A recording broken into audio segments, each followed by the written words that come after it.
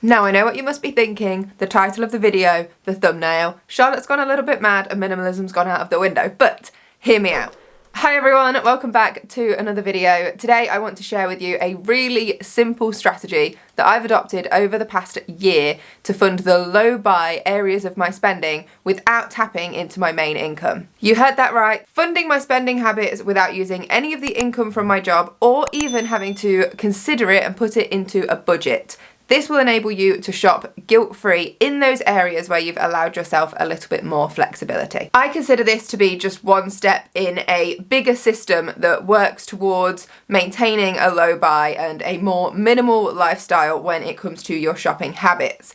If you want to watch my first no buy low buy video in this series, I will pop that up above so you can go and check it out. That was me just talking about the areas of no buy, and in the case of this video, low buy for the upcoming year. There are other strategies that I use to maintain my low buy. For example, the idea of shopping my own wardrobe. That was my last video. Again, I can link that up above if you've not seen it. The ideas in that could be applied to other areas of your life, not just wardrobe. But again, that is one step, one strategy in a bigger system. This is another step. So having a way to fund your low buy, the areas you're being more flexible in without using your main income and without really having to consider how that fits into your wider budget. And it all works by setting up a separate fund and finding ways to put money into your little spending pot, if you like. And it's a great system if you're on a low buy because you are limited by how much money you put into this pot. So you're looking for other ways, you're exploring other ways that you can generate money to put into your little spending pot. The more you are able to put in there, the more you are able to spend if you want to. Of course, you wouldn't have to spend it all. Sometimes if I've not spent mine, I'll just pop it into savings or use it towards some bills or something like that. But it's the idea of knowing this is your free spend money. So if you want to enjoy it in any way, you can do that without feeling guilty about it. But you've got to put the effort into generating the money that goes into this fund in the first place. So you are limited by how much is in there. And in a way, I think that stops us going off and spending really big and wasting money and buying things we don't necessarily need, or impulse purchases that we've not really thought about for a good period of time before we go out and buy them. I feel like I took this to a little bit more of an extreme because I set up a completely separate bank account so that any of these little bits of extra money that I generated went into that account. So if I go out spending, I've got a card just for that account, so I know I can only spend what's on that card and not one of my other cards where my main income comes into and that my bills go out of. And that way I don't have to worry that I'm being sensible and cautious with the money that pays my bills because it's already dealt with and it's completely separate. Of course, setting up another account is not something that you would have to do.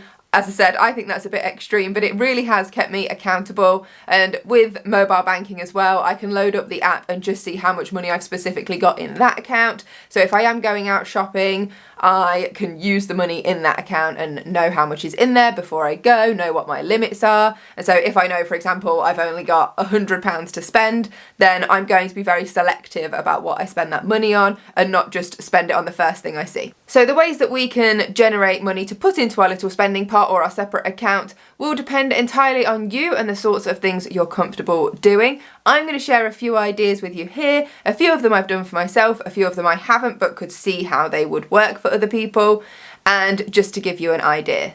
My first and favourite method of doing this, I think because it's kind of multifunctional, you achieve a lot in one step, is selling old items that you no longer use. For me, this has primarily been clothing, but again, you could apply it to other areas of your spending, the sort of items you have in your home. I've done a car boot sale in the past, which is not my favourite thing to do, but it can be a good way to generate some money that you could enjoy spending. Again, that's most likely to come in cash form, similarly to if you did a garage sale or something like that. But for me, I prefer to sell online.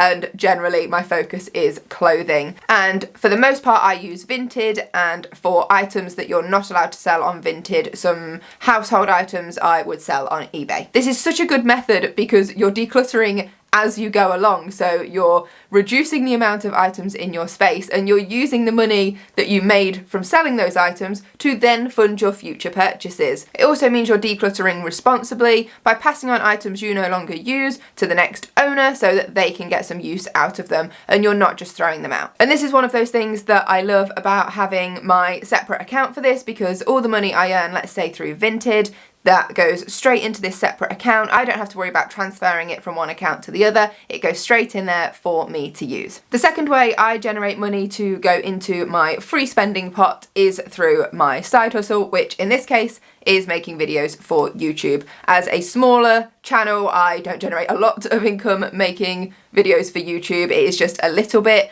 So whilst it's at this size, I sort of consider that my treat money, my spend money that I can just have to enjoy as I like, and my main job pays for my bills and all the sensible stuff, and anything that I make from YouTube I can sort of enjoy for myself. If it ever got to the point where my channel was making more money, I might consider that slightly differently and how I treat that income, but right now I just enjoy it as that little added extra. And as I've already mentioned, if at any point I don't use it, if I feel like there's a little bit of money stacking up in that account, I will probably just move that into savings. I think by now we know I'm a big fan of saving. I like just watching the numbers go up. That brings me a lot of joy. As much as shopping in certain areas to certain non-extreme levels brings me a bit of joy, saving brings me more joy. But there are loads of different side hustles that you can have, but I didn't want to mention this one first because I know not everyone has a side hustle. I think it's probably becoming more common now, but I didn't want to exclude anyone from this video. I have friends that have side hustles, and I don't think they even consider them sort of side hustles, more just little hobbies, like they make crafty items and sell them on Etsy and things like that, or even, they don't even sell online. Some of them just make a few little bits and sell them to friends and family and colleagues. Another way to fund your spending is through any overtime you work at your job, or if you have a secondary job, maybe you work extra time in the evenings or on the weekends at a different job. Something like that, where it's additional income to just your main wage or salary. I've worked with someone before who treats overtime as their treat money. So they have their main income, but if they choose to work overtime, the money they earn from that, they can have as their free spend, because their main income covers their bills, it covers their expenses, and they've budgeted for all of that. So any extra they work, they kind of treat that as, I've worked extra for myself and I'm going to have that money as a treat to enjoy.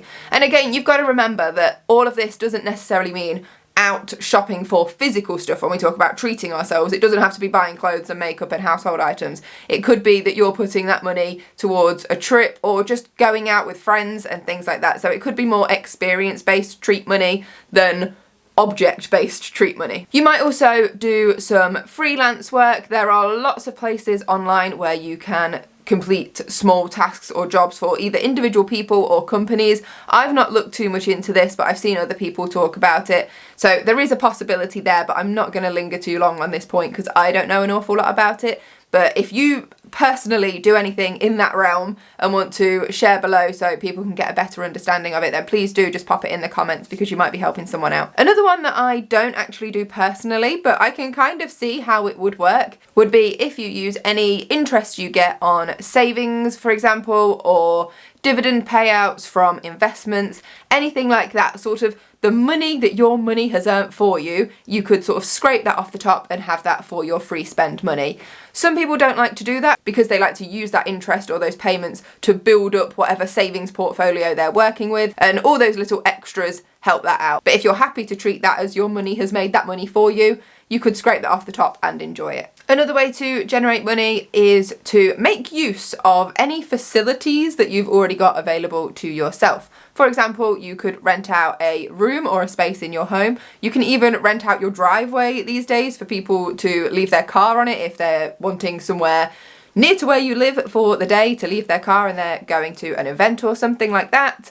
You can even rent out items that you own. So for example, if you're a keen gardener and you've got lots of gardening tools that you've paid for because you know you'll get quite a bit of use out of them, there'll be someone else out there that doesn't want to buy that tool because they probably won't get a lot of use out of it and will only need to use it every now and then. There are people that will pay to rent your item just to use it for a day or half a day or a couple of days to get their jobs around their house or garden done and then return that item to you. So you could generate income through the things that you've already got available to you. And the last way is through money that is gifted to you. So if anyone gifts you money for a birthday, Christmas, a celebration like a graduation or a wedding or anything like that, you could put that money into your pot of treat spending money for your more flexible low buy areas and enjoy it that way. I think to sum up, the big message here is there are lots of little ways that you can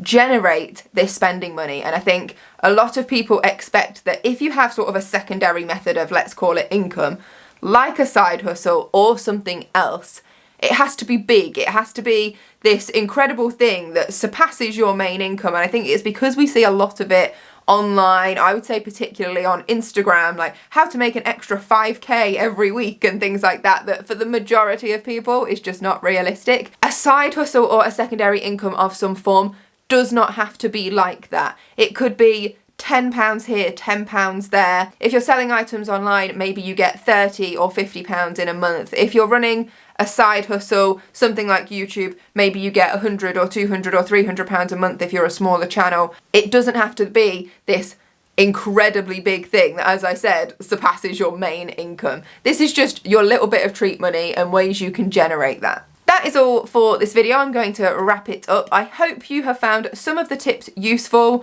or at least it's given you something to think about in terms of ways you can generate money to spend on your low buy areas without having to use your main income that is probably already budgeted for and doesn't give you too much flexibility in terms of free spend. If you enjoyed the video, make sure you give it a thumbs up. If you're not already subscribed, you can do so by clicking this picture here. And if you're sticking around for a little bit longer and want to check out another one of my videos, I will leave one here that I think you will enjoy. Thank you so much for watching. I will catch you in another video soon. Until then, take care. Bye.